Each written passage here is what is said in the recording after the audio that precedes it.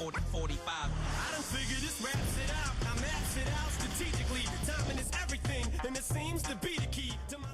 What's going on, everybody? My name is Nikita Nazarov. I wanted to talk about the Toronto Maple Leafs really quickly. It's a video idea that was inspired by Johnny Superbman, aka 2BC Productions, off of YouTube, so shout out to him. He made a shootout commentary the other night discussing his Toronto Maple Leafs, and I just want to give my 2 cents on the situation as well. So when it comes to the Toronto Maple Leafs, I felt the same way about this team since early on in the season, around the 20 or was it the 25 game mark. From that point on, I just didn't see a team capable of doing real damage in the playoffs. Even during that impressive 8-0-2 run after beating Colorado, I never bought into the idea that everything was suddenly solved. This group has shown too many of the same flaws year after year. Now, the core for reality for me is that Matthews is just not going to go anywhere, and that's just the blunt truth. After his recent meetings with the organization, it's clear he wants to make this work in Toronto. Nylander is in a similar position with an 8-year deal and a full no-movement clause, and he just controls his destiny altogether, just like Marner did at some point. Fans can be upset about that, but those contracts were approved by the management, and that responsibility lands on Brad Treliving and ultimately on Brendan Shanahan, who's no longer with the team. Now, for me, where it really went wrong is how the organization has been run. You look at Brendan Shanahan's tenure for years, no GM had a true fair chance to build their vision and their outlook of the team. Whether it was Lou Lamoriello, Kyle Dubas, or Treliving, every major decision felt filtered from above. I even saw a clip the other day about last year's trade deadline where Treliving had to get Shanahan's blessings like a yes man and that Brendan Carlo deal. And that tells you a lot about the power structure of the team.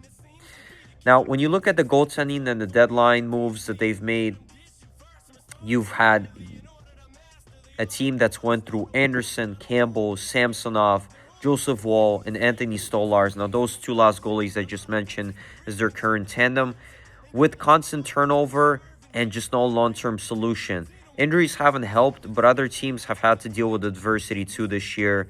And Leafs have burned picks on win-now moves like O'Reilly and Achari from the past, yet the payoff has been only 2 series wins in the last 2 decades, and that's just not good enough. Now, what I would do at this stage is just choose a retool over a rebuild. Rebuilds can trap teams for years. Just look at Detroit or Buffalo, how long it's taken for those teams to become relevant. I'd sell assets at peak value, starting with Ekman-Larsson. I would consider moving Jake McCabe and Morgan Riley off of that blue line to clear cap and to reshape, using that money, using those assets that you get in those trades to upgrade and just renew that blue line, give it a fresh go. Bring in young players, collect draft capital, and aim to be competitive again within a couple of years by trading out other assets that they have on the team as well, whether they're expiring this year like Bobby McMahon, or whether they have a couple of years left on their contract like Nick Waugh, for example. Although that's not a guy that's necessarily going to be traded, but just giving you kind of an idea of what Toronto's looking at here. Now, the leadership and the culture of the team, led by Tavares, and despite all the criticism that he's had to face over the years as a Leaf, he remains the true internal leader for me. It doesn't matter that Matthews wears that C on his chest. He and Nylander haven't grown into that role to be leaders of the team, and they haven't faced the media, they haven't owned those tough moments, and they haven't set the tone like Crosby or Bergeron ever did. And without that, talent alone just won't carry you. And as things stand right now, this Leafs team just isn't built to beat any of the East's heavyweights.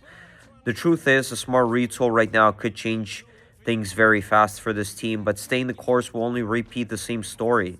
Those are my 2 cents, and I'd love to hear yours down in the comment section. Thank you so much for watching. If you haven't already, make sure to like the video, subscribe to the channel, share this video on all social platforms and with all of your friends. And thank you so much for all of the support. I'll catch you guys all in the next video. Hickory dickory dock, tickety tock, tickety. A little bit of the diggity dock, diggity mixed with a little bit of the jiggy.